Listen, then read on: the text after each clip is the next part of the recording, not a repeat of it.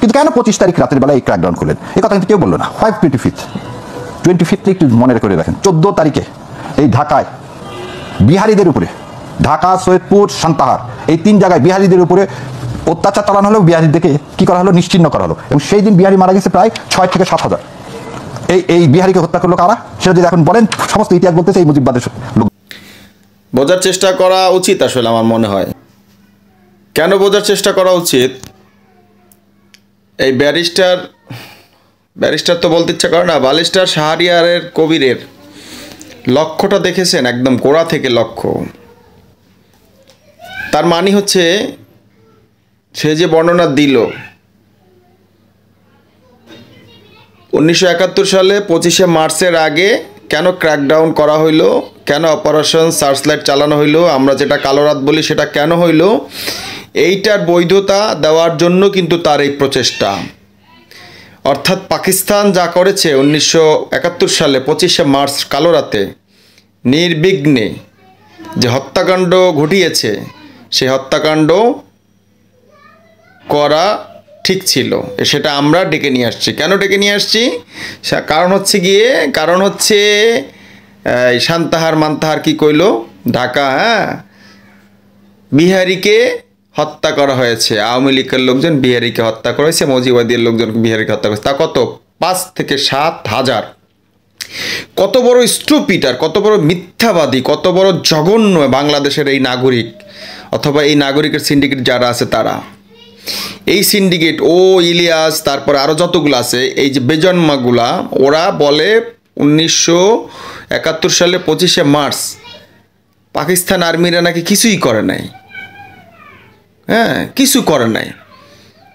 এক মুখে বলে কিছু করে নাই পাকিস্তান আর্মি, আবার আর এক মুখে আর এক বেজন্মার বাচ্চা ও বলতেছে যে পাকিস্তান আর্মি কিছু করে নাই, কিন্তু এই 25শে কালো রাত আমরা ডেকে নিয়ে আসি। তার মানে আমরা হচ্ছে কি, বাংলাদেশিরা হচ্ছে বিহারিদেরকে মারছে 5 থেকে 7 হাজার। 5 থেকে 7 হাজার বিহারি মারছে, এই কারণে 25শে মার্চ ক্র্যাকডাউন করছে পাকিস্তান। আমার মনে হয় কি, আরও বলুক, এরকম প্রচণ্ড পরিমাণে বলতে থাকুক, চরম লেভেলের বলতে থাকুক, এবং বলতে বলতে বলতে বলতে বাংলাদেশের মানুষজন একদম ক্লিয়ার হয়ে যাক, পরিষ্কার হয়ে যাক যে আওয়ামী লীগ অথবা শেখ হাসিনা অথবা এই টাইপের লোকরা তৎকালীন সময়, তাদের ক্ষমতার সময় এই যে কুলাঙ্গারদের ব্যাপারে যে সতর্ক করে দিয়ে গেছে, সতর্ক করতে করতে করতে মনে হয়েছে যে তারা একটু বেশি বলতেছে। হ্যাঁ, মনে হতো যে আওয়ামী লীগের লোকজন, শেখ হাসিনা বা অন্য অন্য লোকজন, এই রাজাকার, হ্যাঁ, তৎকালীন সময়ের আলবদর, আল শামস, এগুলোর ব্যাপারে একটু বেশি বেশি বাড়াবাড়ি করতেছে, বেশি বেশি বলতেছে। হ্যাঁ, ঠিক আছে, কথায় কথায় রাজাকার, অমুকের রাজাকার, তমুকের রাজাকার ট্যাগ, এটা বেশি বেশি হয়ে যাচ্ছে। তো আমার মনে হয় যে বলুক, এগুলা বাঙালি শুনুক, বাংলাদেশের লোকজন আরও বেশি করে শুনুক, শুনে অ্যাটলিস্ট সেইটার বৈধতা দেখ যে হ্যাঁ ঠিক আছে, তখনকার সময় যা করা হয়েছে ওইটাই ঠিক ছিল।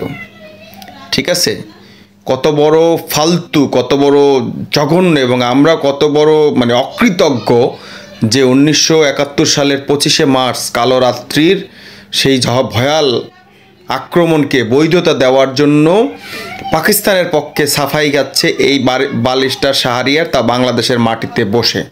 এটা আমাদের জন্য, এটা স্বাধীন একটা দেশের জন্য, মুক্তিযোদ্ধাদের জন্য কলঙ্ক, লজ্জা, মানে অকৃতজ্ঞতা।